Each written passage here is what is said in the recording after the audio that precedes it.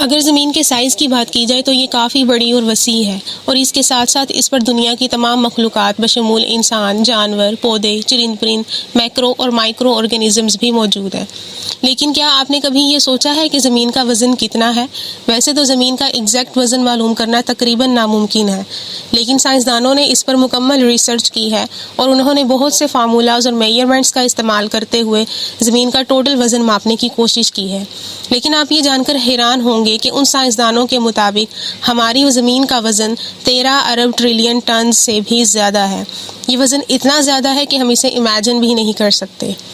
ہم بچپن سے ہی یہ سنتے آ رہے ہیں کہ درخت زمین کا سب سے اہم اور لازمی حصہ ہے۔ یہ آکسیجن پرووائڈ کرتے ہیں جو کہ ہماری زندگی کے لیے نہایت ضروری ہے۔ اس لیے زمین پر زیادہ سے زیادہ درخت لگانے کی ہدایت کی جاتی ہے۔ حتیٰ کہ یہ بھی کہا جاتا ہے کہ اگر زمین سے درخت ختم ہو جائے تو یہاں زندگی ناممکن ہو جائے گی۔ لیکن آپ یہ جان کر حیران ہوں گے کہ یہ بات مکمل طور پر غلط ہے۔ بلا شبہ درخت ہمیں آکسیجن پرووائڈ کرتے ہیں، لیکن یہ ہمیں 100 میں سے صرف 28% آکسیجن ہی دیتے ہیں۔ اس کے علاوہ 72% آکسیجن ہمیں سمندر دیتے ہیں۔ اس طرح دنیا کی 1/3 آکسیجن سمندر پیدا کرتا ہے، اور انتہائی حیرت کی بات ہے کہ 28% آکسیجن جو درخت پیدا کرتے ہیں، اس کا ایک بڑا حصہ رات کے وقت ریسپیریشن کے عمل میں یہ خود استعمال کر لیتے ہیں۔ یہی وجہ ہے کہ رات کو درخت کے نیچے سونے سے منع کیا جاتا ہے، کیونکہ اس وقت ماحول میں آس پاس موجود آکسیجن کا زیادہ تر حصہ درخت خود استعمال کر لیتا ہے۔ یہ بات ہم سب جانتے ہیں کہ ایک دن میں 24 گھنٹے ہوتے ہیں، اور 24 گھنٹے گزارنے کے بعد ایک نیا دن شروع ہو جاتا ہے۔ لیکن یہ بات جاننا آپ کے لیے حیران کن ہوگا کہ زمین پر ایک دن کا دورانیہ ہمیشہ سے 24 گھنٹے نہیں ہوا کرتا تھا۔ آج سے کئی ہزار سال پہلے ایک دن میں 21 گھنٹے ہوا کرتے تھے، لیکن زمین میں تبدیلیاں آنے کی وجہ سے دن کا دورانیہ آہستہ آہستہ بڑھتا گیا، اور اب ایک دن میں 24 گھنٹے ہوا کرتے ہیں۔ زمین میں آنے والی تبدیلیوں میں زلزلے، ایرپشنز وغیرہ شامل ہیں۔ اصل میں زمین ایک فلور میں گردش کرتی ہے، اور جب زمین کے کسی حصے میں زلزلہ آتا ہے تو یہ فلور ٹوٹ جاتا ہے، اور اس وقت زمین کی گردش کی رفتار کم ہو جاتی ہے، اور وہ سورج کے گرد اپنا ایک چکر مکمل کرنے میں دیر لگاتی ہے، اور اس سے وقت بڑھ جاتا ہے۔ اس طرح زمین کی گردش کی سپیڈ ہر سال 1.7 ملی سیکنڈ کم ہو جاتی ہے، اور سائنسدانوں کا کہنا ہے کہ ایک وقت ایسا بھی آئے گا جب زمین حرکت کرنا بند کر دے گی، اور شاید یہ وہی وقت ہوگا جب سورج مغرب سے طلوع ہوگا۔ اگر سورج کی بات کی جائے تو ہم اسے ہر روز دیکھتے ہیں۔ زمین سے دیکھنے پر تو یہ چھوٹا سا لگتا ہے، لیکن کیا آپ جانتے ہیں کہ سورج زمین سے کتنا بڑا ہے، اور یہ زمین سے کتنے فاصلے پر ہے؟ سائنسدانوں کے مطابق سورج کا ڈایامیٹر زمین کے ڈایامیٹر سے 109 گنا بڑا ہے۔ یہ جاننا حیران کن ہے کہ یہ اس قدر بڑا ہے کہ ہماری زمین جیسے 1.3 ملین پلانٹس اس میں سمو سکتے ہیں، اور سورج سے زمین کا فاصلہ تقریباً 150 ملین کلومیٹر ہے۔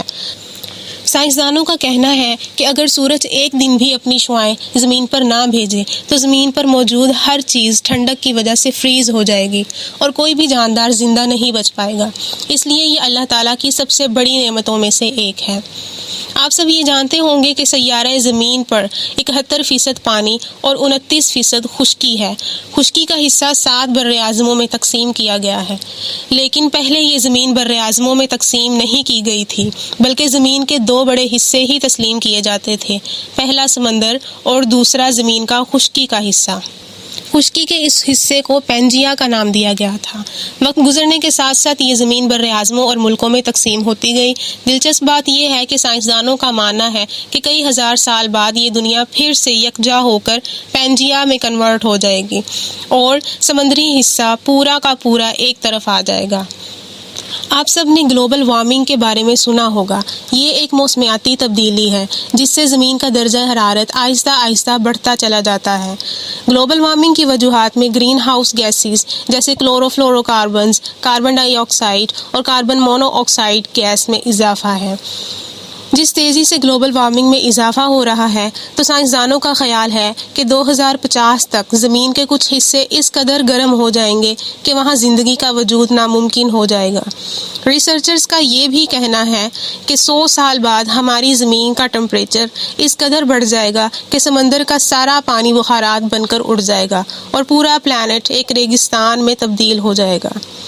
اگر سمندر کی بات کی جائے تو ہماری زمین 71% پانی پر مشتمل ہے اور 29% خشکی پر مشتمل ہے، لیکن اس خشکی کے نیچے زمین کی گہرائی میں بھی پانی موجود ہے، کیونکہ اگر زمین کی کھدائی کی جائے تو اس کے نیچے آپ پانی کا ایک اور وسیع سمندر پائیں گے۔ زمین کے نیچے 660 کلومیٹر کی گہرائی میں یہ سمندر موجود ہے اور زیر زمین یہ سمندر زمین کے اوپر کے سمندر سے کئی گنا زیادہ بڑا ہے، اور دونوں سمندروں کے درمیان میں زمین کی ایک موٹی تہ موجود ہے جس نے انہیں الگ کر کے رکھا ہوا ہے۔ ماہرین کا کہنا ہے کہ زمین کے اوپر کے سمندر کا پانی بھی زمین کے نیچے والے سمندر سے ہی آیا ہے۔ ماہرین کے مطابق کئی ہزار سال پہلے زمین کی تہ میں سوراخ ہونے کی وجہ سے یہ پانی اوپر آ گیا تھا اور سمندر کی شکل اختیار کر گیا تھا۔ اس لحاظ سے دیکھا جائے تو زمین پوری کی پوری پانی پر مشتمل ہے اور ہم پانی کے اوپر ہی رہ رہے ہیں۔ ہمیں شروع سے یہ پڑھایا جاتا ہے کہ ہماری زمین گول شیپ میں ہے، لیکن اصل میں ایسا نہیں ہے۔ اصل میں ہماری زمین گول اور سفیریکل شیپ کا مکسچر ہے، اسی لیے اسے ایلپسوئڈ شیپ کہا جاتا ہے، لیکن اگر ہم اسپیس سے زمین کو دیکھتے ہیں تو یہ گول نظر آتی ہے۔ اس کی وجہ یہ ہے کہ یہ ہر وقت گردش میں رہتی ہے، کیونکہ جب بھی کوئی چیز ہوا میں اچھالی جائے تو یہ کسی بھی شیپ کی ہو گول ہی نظر آتی ہے۔ اسی لیے زمین بھی جب ٹریول کرتی ہے تو گول نظر آتی ہے، لیکن حقیقت میں یہ گول نہیں ہے۔ امید کرتی ہوں آپ کو یہ معلوماتی ویڈیو بہت پسند آئی ہوگی۔ مزید ایسی ویڈیوز کو اپروچ کرنے کے لیے ابھی ہمارا channel out side factor like کریں، سبسکرائب کریں اور شیئر کریں تاکہ مزید آنے والی ویڈیوز آپ تک بر وقت پہنچ سکیں۔ Thanks for watching the video.